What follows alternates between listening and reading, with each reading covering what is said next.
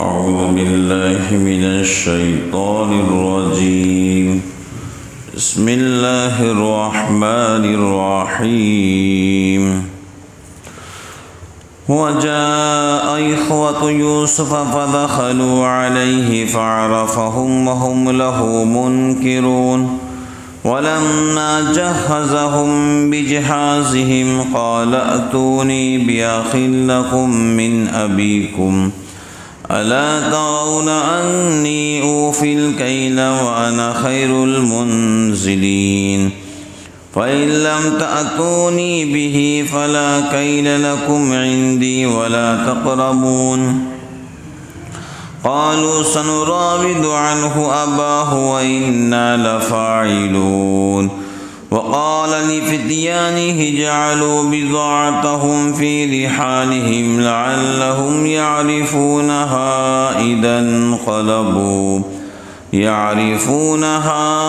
انقلبوا إلى أهلهم لعلهم يرجعون. اور آئے بھائی یوسف کے، پھر داخل ہوئے اس کے پاس تو اس نے پہچان لیا ان کو اور وہ نہیں پہچانتے، اور جب تیار کر دیا ان کو ان کا اسباب، کہا لے آؤ میرے پاس ایک بھائی جو تمہارا ہے باپ کی طرف سے. تم نہیں دیکھتے ہو کہ میں پورا دیتا ہوں ناپ اور خوب طرح اتارتا ہوں مہمانوں کو. پھر اگر اس کو نہ لائیں میرے پاس اور تمہارے لیے بھرتی نہیں میرے نزدیک اور میرے پاس نہ آئی ہو. بولے ہم خواہش کریں گے اس کے باپ سے اور ہم کو یہ کام کرنا ہے، اور کہہ دیا اپنے خدمتگاروں کو رکھ دو ان کی پونجی ان کے اسباب میں، شاید اس کو پہچانے. جب پھر کر پہنچیں اپنے گھر شاید وہ پھر آ جائے. حضرت یوسف علیہ السلام کے تعلق سے بات چل رہی تھی کہ حضرت یوسف علیہ السلام نے بادشاہ قطفیر سے کہا تھا، اور بادشاہ قطفیر نے خود یہ خواہش کی تھی کہ یوسف میں آپ سے اکیلے کے اندر ملنا چاہتا ہوں. حضرت یوسف علیہ السلام کے دونوں کی ملاقات ہوئی تو بادشاہ قطفیر نے کہا 7 سال خوشحالی کے آئیں گے اور 7 سال جو ہے بدحالی کے آئیں گے. یوسف بتاؤ ملک کیسے بچیں گا؟ بادشاہ قطفیر جانتا تھا یہاں پر سارے کرپٹ لوگ ہیں اور کرپشن والے جو ہے میرے عذرا ہے، رشوت خور عذرا ہے. یہ رشوت خور عذرا اور کرپٹ اور کرپشن کرنے والے لوگ ملک کو بچا نہیں سکتے ہیں. بات سمجھ گئے؟ تو بادشاہ جانتا تھا کہ کوئی ایسا ایماندار بندہ ہو جو ملک مصر کو قحط سے بچائے، دشکان سے بچائے. اب بادشاہ قطفیر تو کافر تھے، بات سمجھ گئے، اور حضرت یوسف علیہ السلام مسلمان اور نبی اور پیغمبر تو اوروں کو کھلاتا ہے، خود بھوکا رہتا ہے. بات سمجھ گئے؟ نبی اور پیغمبر اوروں کو پلاتا ہے، خود پیاسا رہتا ہے. تو حضرت یوسف علیہ السلام نے کہا کہ بادشاہ اگر تمہارے عذرا اور تمہارے کارندے یا تمہارے حکومت کے جتنا بھی عملہ ہے اگر کرپٹ ہے اور کرپشن ہے اور رشوت خورت ہے، کام کیجئے، مجھے اس ملک کا وزیر خزانہ بنائیے. میں انشاءاللہ ملک کے تمام باشندوں میں سے کسی کو بھوکا نہیں مرنے دوں گا. حضرت یوسف علیہ السلام نے خود کو پیش کیا. اس کا مطلب یہ ہے کہ بھائی جہاں پر ایسا لگے کہ یہ کام آپ اچھے طریقے سے کر سکتے ہیں، اللہ کی رضا کے لیے کر سکتے ہیں اور جنتا کے بھلا کے لیے کر سکتے ہیں، اور ایسا لگے کہ اس پورے ماحول کے اندر کوئی بندہ نہیں ہے سسٹم کو چلانے والا، ملک چلانے والا، شہر کو چلانے والا، تو پھر ایسے موقع پر صرف اور صرف اخلاص سامنے رکھتے ہوئے اپنے آپ کو پیش کرنا چاہیے۔ بات سمجھ گئے؟ حب جاں اور حب مال دل میں نہ ہو، دنیا کی طلب اور خود کی واہوائی یہ دل میں نہ ہوئی، صرف ہو کہ میں اللہ کے بندوں کی خدمت کے لیے میدان میں آ رہا ہوں۔ بات سمجھ گئے؟ خدمت خلق اس کے اپنے دل کے اندر ہو۔ خلافت راشدہ حضرت ابو بکر صدیق رضی اللہ عنہ آگے بڑھے۔ آپ جانتے تھے کہ ایک سسٹم ہے، ایک نظام ہے، اس کو چلانے کے لیے وہ بندے کی ضرورت ہے جس کے دل میں اللہ کا ڈر ہو، اور وہ جانتے تھے کہ انشاءاللہ میں اس حکومت کو چلاؤں گا جو جناب رسول اللہ صلی اللہ علیہ وسلم چھوڑ کے گئے ہیں۔ تو لوگوں نے آپ کو بنایا خلیفۃ المسلمین۔ تو حضرت ابو بکر صدیق رضی اللہ تعالی عنہ کے بعد لوگ جانتے تھے کہ پورا نظام چلانا ہے، اب اسلامی ریاستیں دور دراز تک پھیل چکی ہیں اور اسلام کی حکومت مشرق اور مغرب میں پھیل چکی ہے، تو اس کے لیے کوئی اچھا انسان ہو، بارعب ہو، اللہ سے ڈرنے والا بھی ہو، ایماندار بھی ہو، سچا بھی ہو، کھرا بھی ہو، بولتا بھی ہو، تولتا بھی ہو۔ تو حضرت ابو بکر صدیق رضی اللہ تعالی عنہ نے اپنے بعد امیر المؤمنین حضرت عمر بن خطاب رضی اللہ عنہ کو مسلمانوں کا بادشاہ بنایا۔ تو حضرت عمر رضی اللہ تعالی عنہ ایسے بادشاہ بنے جب فلسطین کے اندر گئے تھے تو ان کے اپنے قمیص پر 17 پیوند لگے ہوئے تھے۔ یہ وقت کا بادشاہ ہے، بات سمجھ گئے؟ اس کو بولتے بادشاہی۔ جنتا کے پیسہ لے کر اچھے کپڑے پہننا یہ کوئی کمال کی بات نہیں ہے، جنتا کے پیسے لے کر اچھے کھانا کوئی کمال کی بات نہیں ہے، جنتا کے پیسے لے کر اچھی گاڑیوں میں گھومنا، بنگلے بنانا، بڑے بڑے بلڈنگ تعمیرات یہ کوئی کمال نہیں ہے۔ آخرت کے نا دھلائی اچھی ہوں گی، یاد رکھنا۔ مفسرین لکھتے ہیں جو جنتا کا مال کھاتا ہے آخرت میں اللہ رب العالمین تمام جنتا سے سوال کریں گے تمہارا مال کھایا، پکڑو اس کو۔ تو ساری جنتا 1000 لوگوں کا اگر مال کھایا ہے، 1000 لوگ کھڑے ہوں گے اللہ اس نے ہمارا مال کھایا ہے۔ بھئی جو بھی فنڈ آتا ہے وہ جنتا کے نام پر آتا ہے، آپ کے نام پہ تھوڑی آتا ہے، تو جنتا کے نام پہ حکومت چلتی ہے نا۔ تو جو فنڈ میں فنڈنگ کرے گا، جو فنڈ کے اندر اونچ نیچ کرے گا آخرت میں پکڑا جائے گا، چاہے کتنی بھی توبہ کر لیں۔ توبہ وہ معاف ہوتی ہے جو اللہ کے ساتھ معاملہ ہو، اور جو بندوں کے ساتھ معاملہ ہو وہ معاف ہوتا ہی نہیں جب تک بندہ معاف نہ کرے۔ ارے بات سمجھ گئے؟ بھائی محلے میں 1000 لوگ رہتے ہیں، 1000 لوگوں کے نام پر 1 کروڑ روپے آیا ہے، اگر آپ نے 90 لاکھ ہڑپ لی ہے 1000 لوگ اللہ کے سامنے مطالبہ کریں گے۔ ارے بات سمجھ رہے میری، میں کیا بولنا چاہ رہا ہوں؟ ہاں، تو یہ ہے مسلمانوں کے بادشاہ فلسطین گئے تھے اور فلسطین فتح ہو رہا تھا، عمر فاروق کے بدن پر جوڑے پر 17 پیوند لگے ہوئے تھے، بات سمجھ گئے؟ بعد میں 17 بعد میں 14 لکھا ہوا ہے۔ تو حضرت یوسف علیہ السلام نے کہا بھائی چنتا مت کرو، فکر مت کرو، میں انشاءاللہ الرحمن پورے ملک کے نظام کو چلاؤں گا اور ایک بھی باشندے کو بھوکا رہنے نہیں دوں گا، کیونکہ حضرت یوسف جانتے تھے کہ یہ ملک کا بادشاہ کافر ہے، اگر یہ حکومت نیا میرے ہاتھ میں آتی ہے تو میں انشاءاللہ دعوت کا کام بھی کروں گا اور اللہ کے بندوں کے لیے دعائیں بھی کروں گا، اور انشاءاللہ پورے جو ملک کا نظام ہے اس کو صحیح اور ایمانداری پر لاؤں گا۔ تو حضرت یوسف علیہ السلام سے جب گفتگو ہوئی، گفتگو ہونے کے بعد پھر کافی مطمئن ہوئے، ان کو لگا کہ اب کوئی اچھا انسان ملا ہے جو میرے ملک مصر کے نیا کو صحیح چلا سکے۔ لیکن اتنا بڑا نظام اور ایک دم وزیر خزانہ بنا دینا، شاید قطفیر جو ان کا اپنا تجربہ تھا انہوں نے کیا کیا کہ حضرت یوسف علیہ السلام کو 1 سال تک شاہی مہمان بنا کے رکھا۔ بولا کتنے سال تک؟ یوسف 1 سال تک شاہی مہمان بنے رہے۔ بادشاہ دیکھتا رہا ان کے اخلاق کیسے ہیں، ان کا کردار کیسا ہے، سچائی میں کیسے ہیں، اور جو ہم ان کو وزیر خزانہ بنانا چاہتے ہیں کیا وہ صلاحیت ان کے اندر ہے یا نہیں ہے۔ ارے بات سمجھ گئے؟ اب آپ جس بندے کو جو بنانا چاہتے ہیں پہلے دیکھو اس میں وہ صلاحیت ہے کہ نہیں ہے، کیا ایسے کرپٹ ہیں، کیا ایسے کرپشنی ہیں، کہ بے ایمان لٹھا ہے، پہلے وہ تلاش کرو۔ ارے بات سمجھ گئے؟ لیکن آج کوئی تلاش کرتا ہی نہیں، کوئی تلاش کرتا ہے کیا؟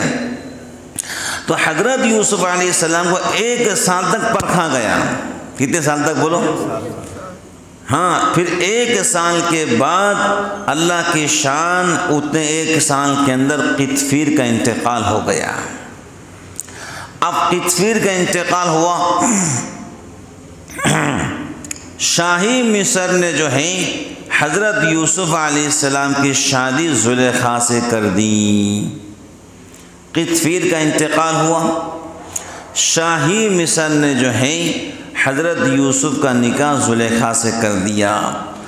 تاریخ روایت کے مطابق 2 لڑکے ہوئے، ایک کا نام افرائیم، دوسرے کا نام منشا رکھا۔ کیا رکھا؟ افرائیم اور منشا۔ افرائیم کے نسل میں غالباً اللہ نے یوشع بن نون کو پیدا کیا، جو نبی اور پیغمبر بنے اور جو حضرت موسیٰ علیہ السلام کے خاص رفیق اور خاص خادم تھے۔ یوشع بن نون علیہ السلام بہت زبردست نبی اور باکمال انسان گزرے ہیں، بعد میں اللہ نے ان کو نبی اور پیغمبر بنا، یوشع بن نون کو بنی اسرائیل کا۔ افرائیم اور منشا 2 بیٹے تھے۔ بعض روایت میں ہے کہ اللہ تعالیٰ نے شادی کے بعد یوسف علیہ السلام کے دل میں زلیخا کی محبت اس سے زیادہ پیدا کر دی۔ زلیخا کو اللہ نے پھر جوان بنا دیا۔ کیا بنایا؟ بوڑھی ہو چکی تھی، جوان بنایا۔ اللہ نے زلیخا کو باکمال حسن عطا فرمایا۔ یوسف علیہ السلام اور زلیخا کی شادی تاریخ روایت کے مطابق شاہی مصر نے کرا دی۔ تو حضرت یوسف علیہ السلام نے زلیخا سے پوچھا، یہ بتاؤ جو محبت، جو ادائیں تم کو شادی کے پہلے میرے ساتھ تھی، اب وہ نظر نہیں آتی ہے۔ تو زلیخا نے کہا، حضرت آپ کے واسطے سے مجھے اللہ کی محبت مل چکی ہے۔ آپ کے واسطے مجھے اللہ کی محبت مل چکی ہے، اب اللہ کی محبت کے سامنے مخلوق کی محبت مجھے کمتر نظر آتی ہے۔ بس سمجھ گئے؟ جب انسان کو اللہ رب العالمین کی محبت مل جاتی ہے تو دنیا کی شاہی اس کو اپنے قدموں کی ٹھوکر کے برابر بھی نظر نہیں آتی ہے۔ دنیا کی شاہی کے بعد دنیا کی شاہی، دنیا کے بادشاہ اس کو اپنے قدموں کے دھول کے برابر نظر نہیں آتی جب اللہ کی محبت مل جاتی ہے۔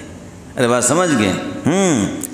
جب انسان کو اللہ رب العالمین کی محبت ملتی ہے تو ابراہیم بن ادھم جو شاہی گدوں پہ آرام کرنے والا، لیکن جب اللہ کی محبت ملتی ہے وہی ابراہیم بن ادھم جنگل کے اندر اللہ اللہ کرتا ہے اور بادشاہ کو ٹھوکر لگا کر پوری زندگی اللہ کے نام پہ گزارتا ہے۔ پتہ ہے نا آپ کو؟ ابراہیم بن ادھم جو بادشاہت کو چھوڑ کر جنگل کا راستہ اپناتے ہیں، پھر وہاں سے اللہ نے ایسی حکومت دی ابراہیم بن ادھم کو کہ مکہ المکرمہ کے پہاڑ پہ کھڑے ہو کر کہتے، لوگوں اگر تم اللہ کی اطاعت کرو گے، اللہ کا حکم مانو گے، اللہ سے محبت کرو گے تو دنیا کی ہر چیز تمہارے غلام بنیں گی، یہاں تک کہ جس پہاڑ پہ میں کھڑا ہوں اگر اس پہاڑ کو حکم دیا جائے وہ بھی چلنا شروع کر دے گا۔ اتنا کہنا تھا کہ پہاڑ نے چلنا شروع کر دیا۔ ابراہیم بن ادھم نے اس پہ زور سے قدم رکھ کر کہا، میں نے چلنے کا حکم نہیں دیا ہے، میں لوگوں کو سمجھانے کے لیے کہہ رہا ہوں۔ دنیا کے ہر چیز آپ کے غلام بن سکتے ہیں، صرف اللہ کی محبت، اللہ کی اطاعت اور اللہ کا حکم اگر آپ کے آنکھوں اور آپ کے سر پر ہے، دنیا کی ہر چیز آپ کے غلام بن سکتی ہے۔ تو زلیخا کو حضرت یوسف علیہ السلام سے محبت تھی، لیکن آپ کے واسطے سے زلیخا کو اللہ سے محبت ہوگی۔ بولو کیا ہوگی؟ زندگی ایسی بدلتی ہے، زندگی بعض وقت میں ایسے بھی بدل جاتی ہے۔ کیا تھے پہلے زلیخا؟ یوسف ان کے طرف سے 9 سال جیل میں رہے، پھر اللہ نے انہی یوسف کو بادشاہ بنایا اور زلیخا کو آپ کی بیوی بنایا۔ اللہ جو چاہتے وہی ہوتا ہے، اور اللہ تعالیٰ پورے دنیا پہ قادر مطلق ہے۔ واللہ علی کل شیء قدیر، اللہ ہر چیز پہ قادر مطلق ہے، یہ بات سمجھ لو۔ حضرت یوسف علیہ السلام کو 1 سال تک کیا کیا گیا؟ ٹٹولا گیا، دیکھا گیا، پرکھا گیا کیسے انسان ہے۔ جب مکمل اطمینان ہو گیا، قطفیر کا انتقال ہو چکا تھا، شاہی مصر نے تمام وزراء کو بلایا۔ شاہی مصر مصر کے بادشاہ نے تمام وزراء کو بلا، آ جاؤ بھائی آ جاؤ۔ تمام وزراء جمع ہوئے تو حضرت یوسف علیہ السلام کے سر پر شاہی تاج رکھا گیا۔ شاہی تاج صرف وزیر خزانہ نہیں بلکہ بادشاہ وقت نے شاہی تاج سر پر رکھ کر پورے وزراء کے سامنے، جنتا کے سامنے شاہی اعزاز کے ساتھ آپ کو لایا گیا، اور شاہی مصر نے اعلان کیا آج کے بعد ملک مصر کے بادشاہ یوسف رہیں گے، کرنسی پہ نام تو میرا رہے گا لیکن سارا کام یوسف کا رہے گا۔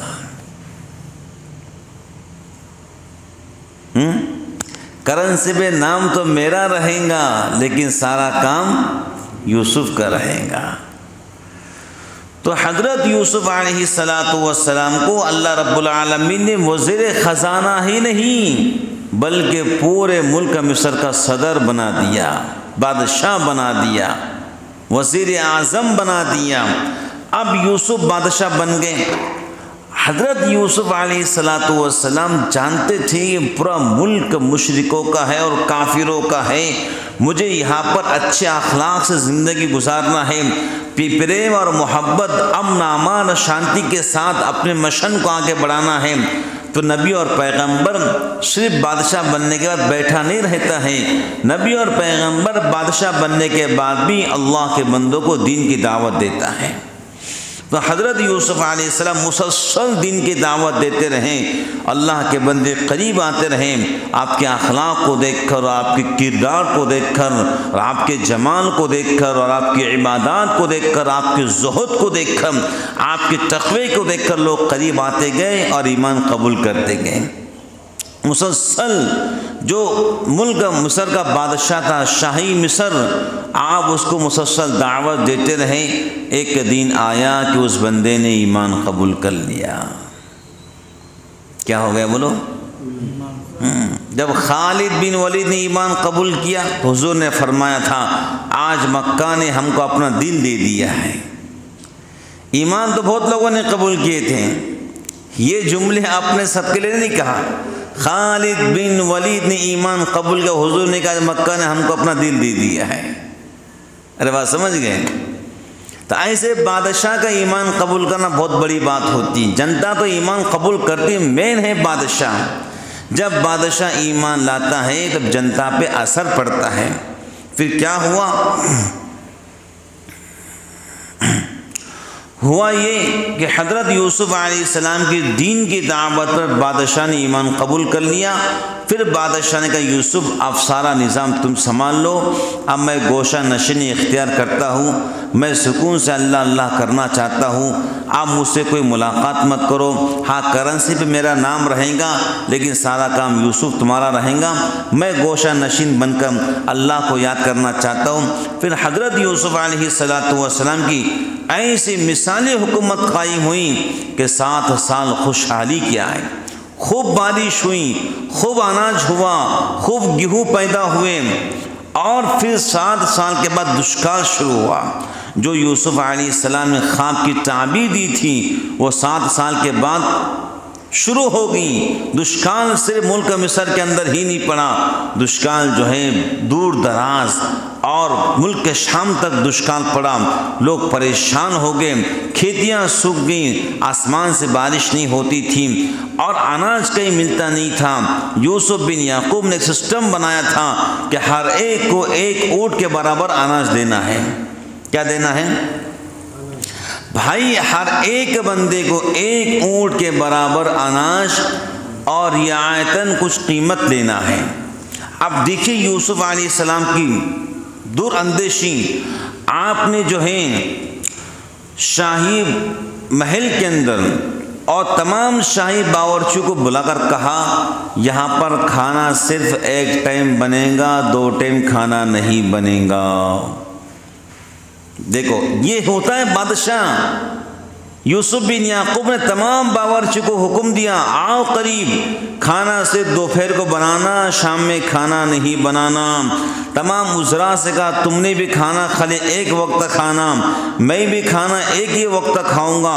عذرا نے کہا حضرت خزانے کی چابی آپ کے پاس ہے، ہزاروں لاکھوں لوگ یہاں سے اناج لے کر جا رہے اور آپ بھوکے کیوں رہتے ہیں؟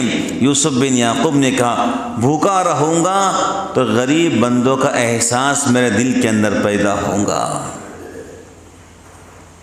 غریبوں کا احساس، نہیں بات سمجھ رہے بھائی، بھوکا رہوں گا تو غریبوں کا احساس میرے اندر رہے گا تاکہ میں حکومت صحیح ڈھنگ سے چلا سکوں اور میں خود سوچوں کہ بھوک کسے کہتے ہیں۔ تمام عذرا سے کہہ دیا سب جو ہے بھوکا رہا کرے، ایک وقت کھانا کھاؤ تاکہ تمہیں بھوک کا احساس ہو، جب تمہیں احساس ہوگا پھر تم ہر بندے کو اناج دینے والے بن جاؤ گے۔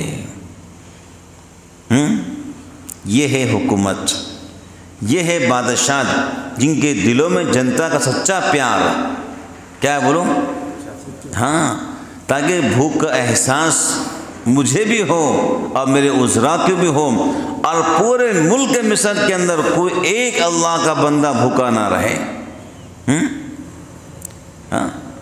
دریائے دجلہ کے کنارے، دریائے دجلہ کے کنارے ایک کتا بھوکا مر گیا، کتا، ایک بے زبان کتا بھوکا مر گیا۔ عمر فاروق مسجد میں رو رہے، صحابہ نے پوچھا کیوں روتے ہو؟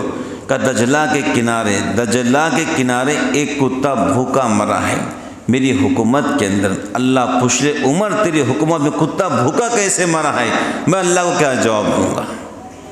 یہ ہوتے صحیح حکمراں جن کے دلوں میں اللہ کا ڈر ہوتا ہے۔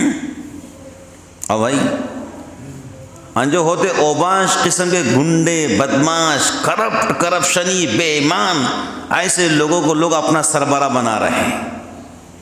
جو نیک و صالح میدان میں آئیں گے تو کاڑی کریں گے، ان کو آنے کی کیا ضرورت ہے؟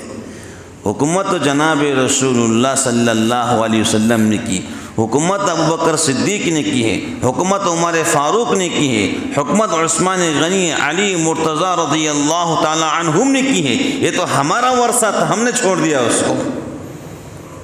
یہ تو صالحین، متقین اور خوف خدا رکھنے والوں بندوں کا ہوتا تھا۔ ارے بات سمجھ گئے؟ اللہ تعالیٰ محفوظ، کیسے کیسے لوگ دیکھو مارکیٹ میں آ چکے ہیں، اللہ محفوظ فرمائے، 100 بار محفوظ فرمائے۔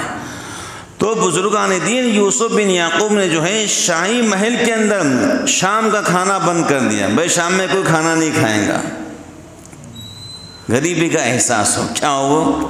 غریبی کا احساس ہو۔ تو پورے 7 سال ملک مصر میں قحط رہا، دشکار رہا، دور دراز تک پھیلا، لیکن تاریخ میں لکھا ہے ایک بندہ بھی بھوک سے نہیں مرا ہے۔ 7 سال دشکار رہا، 7 سال کسے کہتے ہیں؟ ایک بندہ بھی بھوکا نہیں مرا ہے۔ چاہے جو سماج کا ہو، ہمارے پاس آؤ، ایک اونٹ کے برابر اناج لے کر جاؤ۔ یہ تھے حضرت یوسف کی داستان۔ لیکن آج کتنے لوگ ایسے ہیں جو راشن کی دکان چلاتے ہیں، اللہ تعالیٰ کیسے ان کو معاف کرے گا؟ لوگوں کے حق کھا جاتے ہیں۔ ارے آپ کی مغفرت کیسے ہوں گی؟ یہ سمجھ کے باہر ہے۔ ارے 20 کلو اناج ہے، آپ 15 کلو دے رہے، اللہ آپ کو کیسے معاف کریں گے؟ پکڑے جاؤں گے، آخر عمر میں بڑی بیماری لگ جائیں گے۔ یاد رکھنا اچھی طرح سے، جو لوگ ایسے کھاتے بڑی بیماریوں کا شکار ہوتے وہ لوگ۔ میں قسم کھا کے کہہ رہا ہوں، جوانی میں کچھ نہیں ہوتا، بڑھاپے کے اندر اللہ مارتے، پھر یاد رکھو جوانی میں کچھ نہیں ہوتا۔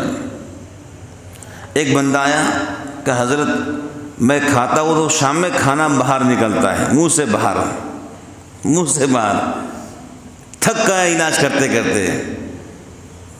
تو میرے دل نے کہا یہ وہی بندہ ہے، چلاتا ہے، لوگوں کے ہڑپ کرتا ہے، یہ وہی بندہ ہے جس کا کھانا باہر نکل، خود بخود بولے رات میں کھانا باہر، خود بخود 2 سال سے پریشان ہوں، لیٹتا ہو کھانا باہر نکلتا، مطلب یہ لوگوں کے بددعا اس کے ساتھ میں ہے۔ ارے بات سمجھ گئے؟ جوانی میں کچھ نہیں ہوتا، بڑھاپے میں اللہ مارتے ہیں، اللہ تعالیٰ محفوظ فرمائے۔ بہرحال بزرگان دین اگر اللہ نے خدمت کا موقع کبھی زندگی میں دیا تو ضرور اللہ کے بندوں کی سیوا کرنا، بلا تفریق و مذہب و ملت آگے بڑھنا، اللہ کے بندوں کی خدمت کرنا۔ پتہ نہیں کسی کی دعا آپ کو لگ جائے تو آپ کی نسل کو اللہ ہری بھری کر دے۔ اللہ تعالیٰ سے دعا کر اللہ عمل کی توفیق عطا فرمائے۔ اب کل بات چلیں گی یوسف علیہ السلام کے بھائی ان کے پاس راشن لینے آئے اور پھر کیا ہوا بھائیوں کے ساتھ میں، پیسہ ان کو واپس کر دیے کہ بنیامین کو لے کر آؤ۔ یہ سب باتیں انشاءاللہ کل آئیں گی۔ وآخر دعوانا الحمدللہ۔